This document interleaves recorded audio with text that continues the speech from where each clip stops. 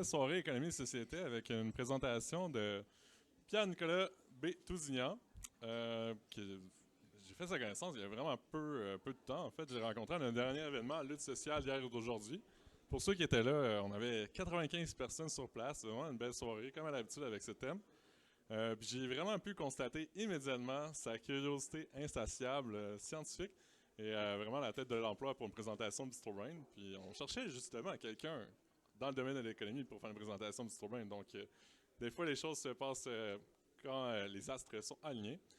Pour le présenter, il est étudiant au bac en sciences économiques appliquées, mais il s'intéresse à des facteurs plus près de l'humain, des émotions, de ce côté plus qualitatif. Et sa présentation aujourd'hui porte sur le pouvoir commun que nous avons face à l'inflation. Merci de l'accueillir.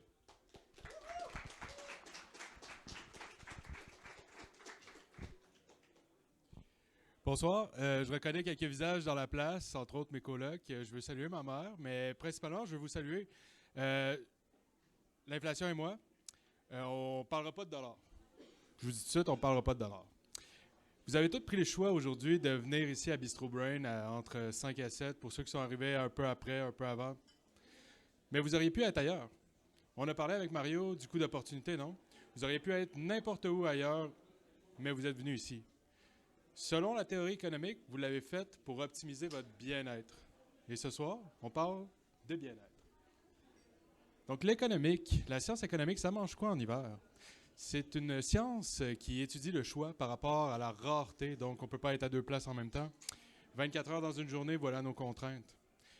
Et au final, j'étudie pas les dollars, mes amis. On le dit en anglais, welfare economics, ce qui se traduit l'économie du bien-être.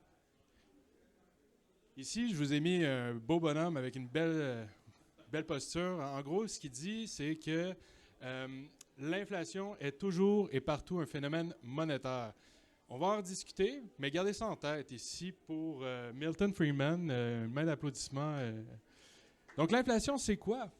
Pensez à l'inflation comme la vitesse auquel le prix augmente, étant donné que le prix est un ballon. Ici, on voit le ballon expandre, ce qui est l'inflation. Et donc, il y a une croissance des prix dans le temps. On passe à l'inflation comme une mesure annuelle, donc sur une année. Eh bien, pour tout ce qu'on consomme en biens et services. Mais ce soir, on va se concentrer sur une chose. On est au refuge des brasseurs, non?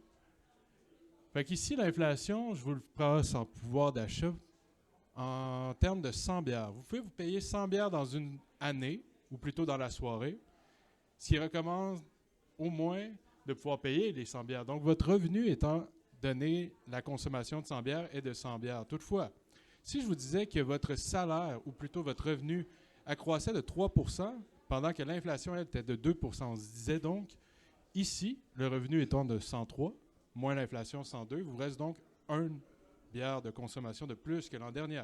Donc, vous avez gagné du pouvoir d'achat. Ce qui s'est passé actuellement, en fait, c'est que si votre revenu accroît de 3 l'inflation actuellement à 6,3, 6, eh bien, vous perdez 3 bières par rapport à l'an dernier sur la consommation que vous aviez de bien-être. Donc, encore une fois, nous sommes au refuge des brasseurs. Et tout le monde ici consomme de la bière pour une raison arbitraire. On consomme que de la bière. Il n'y a que de la bière ici. Et donc, tout le monde veut consommer l'entièreté de son revenu, les 100 bières qu'on a parlé précédemment. Et les quantités sont limitées. Si, dans un mercredi normal, le refuge des brasseurs pouvait servir uniquement 12 barils de bière et se disait, dans la normale, je fais ma soirée de mercredi avec 12 barils. Mais qu'au même moment, on se fait donner des chèques du gouvernement anti-inflationniste, merci beaucoup, peu importe le palier gouvernemental, et ça, peu importe. On revient à Milton Friedman, un accroissement de la monnaie est toujours et tout le temps. Là, ce que je vous dis, c'est qu'est-ce qui se passe ce soir? C'est que tout le monde veut consommer le 500 pièces de plus. Admettons que c'est 5 bières par personne de plus. Donc, 5 bières par rapport à 100 bières. Je vous pose la question ouverte.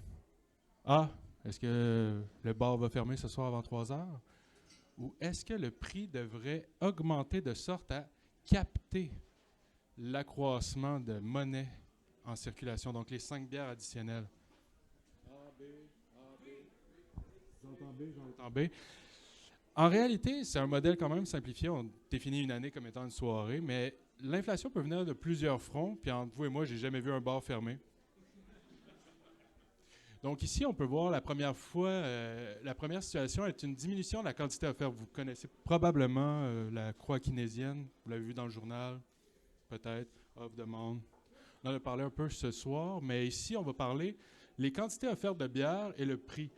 Si la quantité offerte, la ligne bleue ici, rétrécit, donc si je vois mon pointeur est ici, mais maintenant la courbe serait ici, théoriquement, le prix serait un peu plus haut sur la courbe de demande, ce qui veut dire que si, mettons, il y aurait une guerre en Ukraine, un des plus grands exportateurs de céréales, la bière est en fait de céréales, on pourrait voir une diminution de la quantité de céréales disponible pour faire de la bière. Et donc, peut-être qu'il y aurait peut-être 10 barils de bière ce soir au lieu de 12. Dans ce cas-ci, ce serait un facteur qui pourrait entraîner l'inflation. En deuxième temps, on voit ici la hausse des facteurs de production. Moi, la bière coûte plus cher, je demande à mon boss de me payer plus cher. Je veux 102 bières, là. Elle me coûte 102 bières. Oui, mais s'il me paye 106 bières, puis elle coûte 103 bières, bien, au final, il va monter le prix de la bière. Mon boss, il faut qu'il me paye, mais il faut qu'il se paye aussi. Donc, l'accroissement de notre salaire aussi peut contribuer à une spirale salaire-prix ici que je vous ai mis, qui en fait est découlée de nos attentes. Ce qu'on parlait un peu plus tôt avec Mario, le comportement face à ce qu'on ressent. Donc, si moi, je crois que le prix va monter plus que mon salaire, j'en demande plus. Et donc, si je le reçois, il va falloir une compensation. Ce qui entraîne en soi un accroissement irrégulier des prix. Et donc, mes attentes vont élever sur un prix plus élevé demain. Toutefois, on reste ici avec un accroissement de la quantité de monnaie qui serait plus prononcé, vous voyez le petit canard vers la monnaie, que l'accroissement de la production. Donc, je produis 12 barils de bière dans mon année. Mais toi, tu peux te payer 13. Je vais te faire payer 12 barils au prix de 13 pour pouvoir compenser, parce que sinon, je vais juste fermer le bar, ce qui n'arrivera pas. Pour ceux qui travaillent dans les bars, là, ça arrive très rarement que le bar ferme avant 3 heures, s'il est marqué 3 heures. Donc voici, ça, c'est 3 des fronts les plus communs qu'on peut voir pour l'accentuation de l'effet inflationniste dans un système de marché. Pourtant, on voit l'effet inverse ici, quand le prix diminue par rapport à l'an passé. Ce qui me coûtait 100 bières me coûte 99 bières. C'est encore une fois face aux attentes. Si le prix diminue, est-ce qu'on consomme plus nécessairement? Moi, si le prix il est pour augmenter demain, je consomme aujourd'hui. Mais si le prix, je m'attends à ce qu'il diminue demain, on se retrouve ici avec une baisse des prix qui m'emmène à croire que les prix vont continuer à baisser. Donc, je baisse encore ma consommation. Les entreprises baissent leur production. Éventuellement, ça crée du chômage. Et plus il y a de chômeurs sur le marché, plus il y a de la demande, moins qu'il y a de la demande pour l'employé, donc plus qu'il y a de l'offre pour de l'emploi. Moi, je veux travailler, mais il n'y a personne qui peut me payer parce que tout le monde baisse ses attentes de prix, ce qui entraîne une baisse de la demande après la baisse des salaires. Étant donné que moi, mon salaire baisse, je ne peux pas me payer tout ce que je me payais hier. La vraie question sous-jacente, c'est est-ce qu'on aime mieux une inflation légère mais contrôlée ou une spirale déflationniste? Je n'ai pas la réponse pour vous, mais ce que je veux comprendre, puis ce que je veux vous faire passer comme message, l'important de cette présentation, c'est de comprendre ici que l'inflation reflète en partie nos choix et nos attentes. Que fondamentalement, tout ce qui se passe autour de nous est une réflexion de nos comportements, de ce qu'on fait avec nos dollars, mais plus précisément ce qu'on fait de notre bien-être. Donc, ici, j'ai un petit exemple papier de toilette COVID. L'histoire va comme suit. Moi, il y a un érudit qui m'a dit « Nick, il va y avoir une pénurie de papier de toilette à l'épicerie là, demain. » Je dis « Ah ouais? » Quelqu'un d'autre a eu cette information-là au début de la COVID 2020. Moi, on m'a dit qu'on a fait des réserves de papier de toilette. On n'en avait pas besoin dans ma coloc. Je vous jure, on n'en avait pas besoin. On en a fait. Le lendemain, qu'est-ce qui s'est passé? Il y a eu une petite contraction. Hein? On a entendu des messages. Puis au final, il n'y avait pas de pénurie au Canada, au Québec, parce que le papier de toilette n'était pas dans nos épiceries. Il était dans ma salle de bain. Il était dans la vôtre. Comme il n'y a pas de pénurie actuellement de médicaments ou d'antibiotiques dans les pharmacies, en fait, oui, dans les pharmacies, mais ils sont dans vos pharmacies, pas dans les pharmacies. Ce que je veux dire ici, c'est que si nos attentes sont partagées, elles contribuent à créer une certaine réalité dans laquelle on est. Si vous consommez d'un produit, on va vouloir vous en offrir. Et à l'inverse, si vous n'en consommez pas, on ne vous en servira plus. Le message ici est que réduire notre consommation aujourd'hui peut diminuer l'inflation. La Banque centrale, j'en ai pas parlé, oui, elle fait son travail indépendamment de tout ce qu'on fait, mais nous, on peut avoir un impact à tous et chacun sur l'inflation si elle est trop élevée. Ça ne vaut pas la peine de continuer à consommer. Épargner. Ici, j'ai mis une petite bibliographie pour ceux qui veulent s'inspirer. C'est la plupart des manuels qu'on va lire en économique au bac. Fait que si vous voulez commencer à quelque part, peut-être pas la théorie générale, là, mais il y a une belle moustache, par exemple. Mais en gros, rappelez-vous, l'inflation, c'est nous. Merci beaucoup.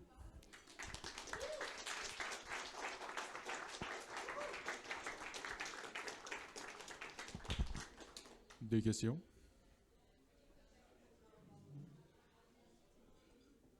Oui, non?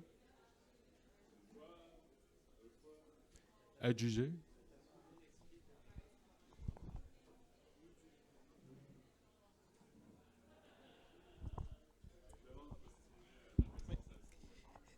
En ce moment, le gouvernement met beaucoup d'emphase sur le fait de baisser notre consommation d'électricité, mais on réalise qu'au Québec, on paye vraiment pas cher. Pensez qu'il va falloir que le prix augmente pour qu'on veuille vraiment économiser, parce qu'en ce moment, on sait qu'on paye vraiment pas cher. C'est pas ça que...